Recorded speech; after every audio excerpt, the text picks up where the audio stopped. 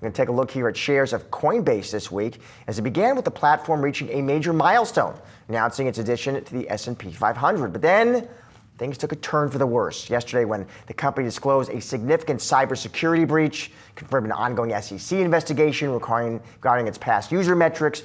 Joining us now to break it all down, the latest is what he calls Coin's no good, very bad day. That would be Mark Palmer, Benchmark Company Managing Director, Senior Research Analyst of FinTech and Digital Assets.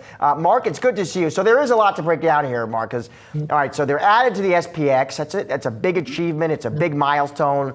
But then, Mark, we have this headline making hack. Maybe start there with the hack. I mean, your takeaways from that, Mark. How concerned should investors be about that? Yes. Well, first of all, thanks very much for having me on. You know, the situation with Coinbase is really something of a one-off. You know, what we're talking about are consultants that were hired by the company for customer service abroad. And the cyber hackers, in this case, got a hold of these people and bribed them to provide them with access to Coinbase's platform. At which point they were able to access a lot of different materials about customers' backgrounds, but importantly, none of the log information, none of the private keys associated with crypto, and none of the access to customer wallets. So, as a consequence of this, there were no actual, big amounts of money that were lifted off the platform, as you typically will see with some of these hacking incidents. With that said, it's always a concern when an exchange has a breach, but management moved quickly. They came out with all of the information about what had happened as fully as they could, and they had a remediation plan in place, which would ultimately help to compensate any of those who are impacted by this, to the tune of between 180 and $400 million. So it's a bizarre story, but it really didn't have anything to do with the various cybersecurity protection measures that the company has in place. This was really more of the real world type of incident that we're talking about here. Yeah, it's absolutely mind-boggling, Mark, that this would happen, that you would have bad actors that are such bad apples. And yet, yeah, I think you're absolutely right. The company took a very hard line, and the stock was up 9% today.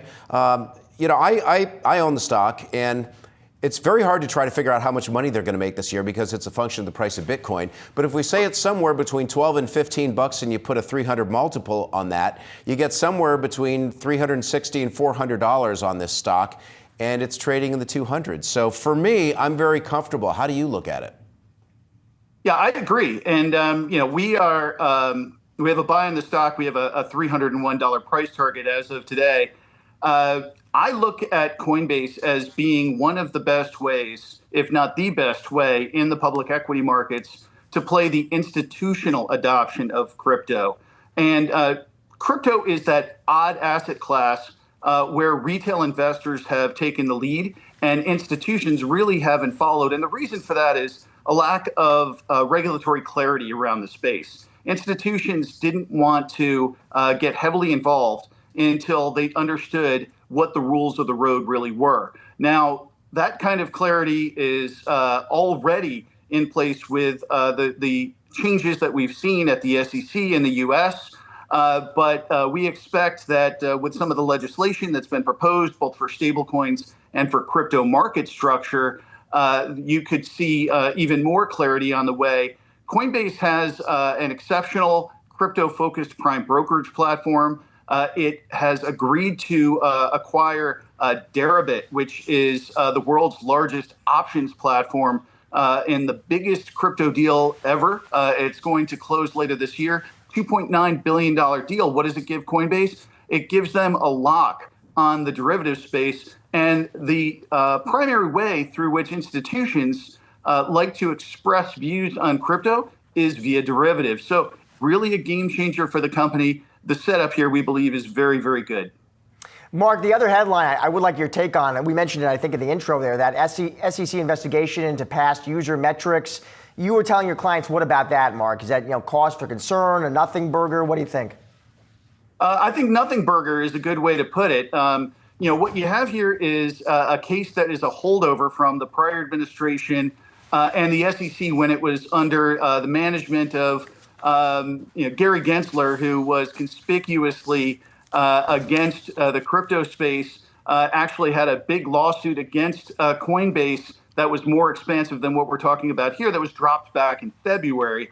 This is about what are metric known as verified users. And the lawsuit has to do with claims that Coinbase made at the time of its IPO in the spring of 2021 with regard to how many verified users were on its platform. The thing is, Coinbase hasn't even used this metric in the last 2.5 years. It has moved on to monthly transacting users, which is a better metric. Really don't see how Coinbase could in any way remediate this situation. It's already been remediated. And we fully expect that, you're going to hear that the SEC has dropped this case as well, probably in the not too distant future.